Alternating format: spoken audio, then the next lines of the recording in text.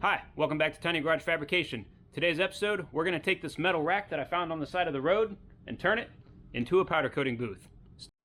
This is a fairly ubiquitous kind of, tab and slot, put it together any way you want, sort of shelving unit. This is 18 by 48 and it appears to be 6 foot tall. You can get these pretty much any big box store, hardware store, Craigslist, Facebook Marketplace, or get lucky like me, find it on the curb the day before trash day.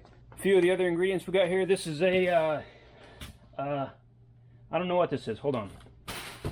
All right, cool. It's a box fan. Did a lot of research on this. Getting flow rates on these is pretty difficult.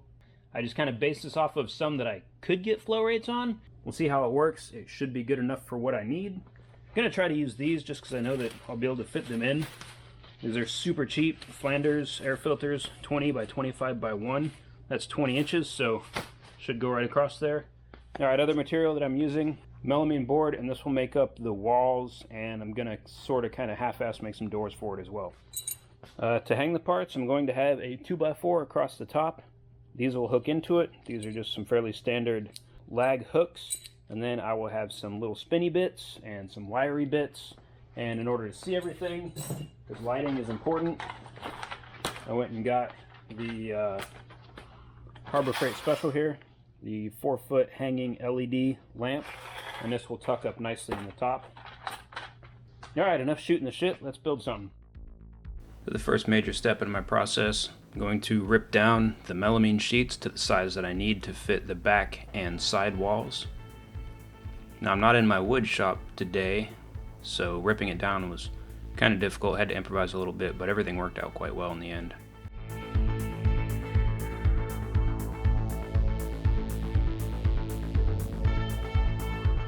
I'm pretty happy with the sizes that I got on this thing. They fit right in really well. As you can see, they're kind of holding up without even being screwed in. It was a nice tight fit. Pretty proud of that. I measured once and cut twice, and it wasn't too short this time.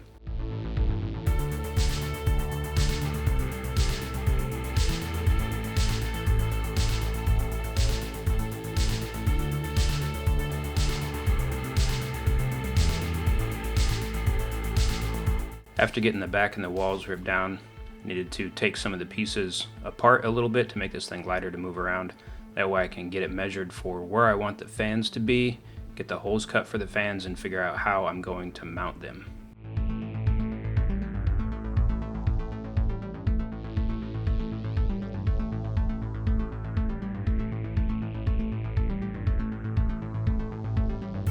Now you can see my utter surprise when something I had laying around the shop actually happened to be the right size.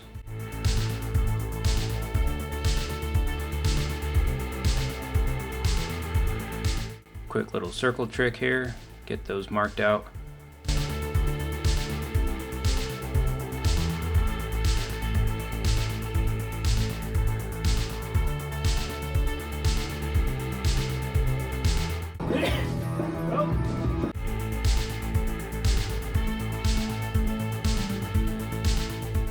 Now since we're not in the wood shop, I had to improvise on how to get these circles cut out. I'm going to tell you, this is actually round 3. I struggled quite a bit on this, but I got it figured out.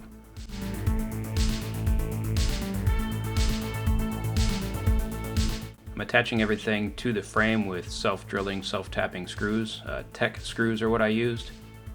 Now I'll head to my actual wood shop, rip down some plywood that I had. These are actually some of the shelf boards from another rack system that I acquired very cheap. I'm laminating them. It was 1/2-inch plywood. I needed 1-inch wood for the filters since they're 20 by 25 by 1. I wanted a 1-inch thick shelf for them to sit on. So I'm attaching these together. I'm going to go ahead and miter all the ends so that I can build boxes that are 20 by 25 by 1, and we'll see how I attach those here in a little bit.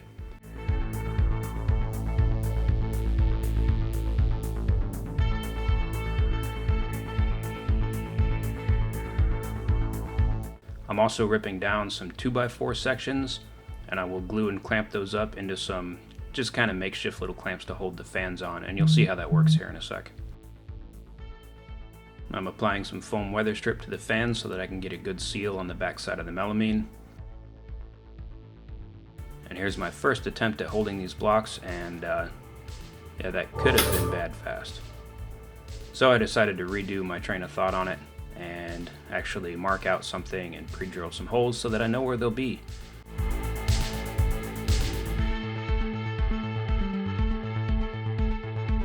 I'm just squaring up the filter mounts, getting those secured with brad nails from the backside.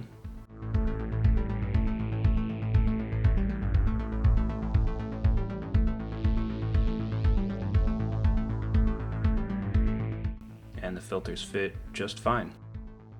Using some latex caulk here just to hope that I don't have any air leaks. I want the maximum amount of suction from these two circles where the fans are. Just doing what I can.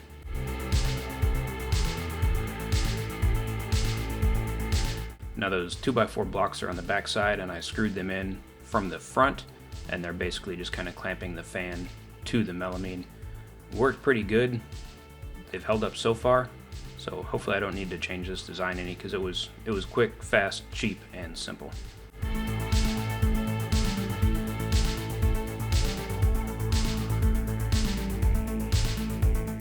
And the airflow, it's there. This thing pulls plastic in, works pretty well. Let's see if it does it with the filters in place. And the airflow is good. Here's a quick little bracket that I made that holds my power supply, just screwed in to the wall. Powder coating supply goes in, and there's 2 bolts that run through to secure that. Next up, I'm adding the 2x4 to hang all the parts. This 2x4 is screwed into the kind of thick metal brace across the top of the frame. Next goes the light. Let me get this thing plugged in. You can see it's quite bright. And once again, my cameraman did a terrible job. But here I'm drilling and installing the lag hooks that will hang the parts. I'm about 200 pounds and it hangs me just fine. Well, the booth is finished. As you can tell, I've used it already. Sprayed some red.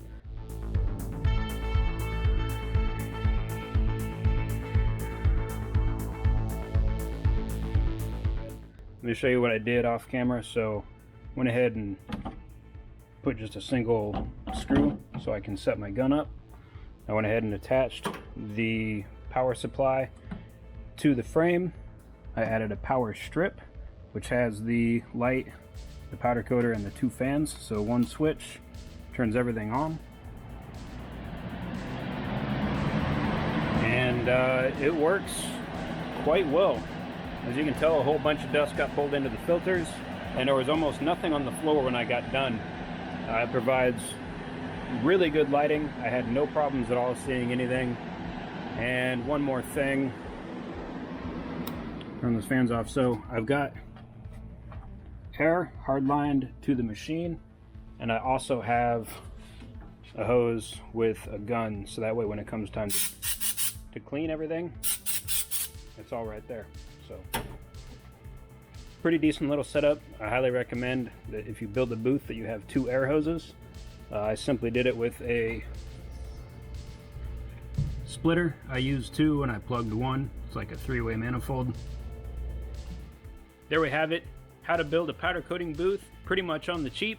I didn't spend the time to figure out how much money I have in this thing, but you can expect to build a pretty damn decent powder coating booth, and you can probably use this for spray paint and stuff like that too, for around $100, give or take. I'm happy with it. It does a hell of a job. The filters are the only thing that will add up over time. At $8 a piece for these, change them out every 2 to 3 powder coat jobs, you know, you're gonna look at digging into your profit margins. Not that big of a deal though. Now if you want to see me using this thing the very first time, go ahead and click the link up here. It's going to lead to the very first video in my Powder 101 series. I'm going to be doing a valve cover this time, and as I go over more stuff that I do, I'll go more in depth on how to best powder coat and best practices for those particular parts. Things like suspensions and wheels and brake calipers, all those things need special attention that you may not know about, and I'll teach you about. So that's it. Thanks for tuning in. If you like this content, please hit that like button. Please subscribe. I'm nearly to 1,000 subscribers. Really waiting to hit that first milestone. Thanks for watching. Stay safe out there.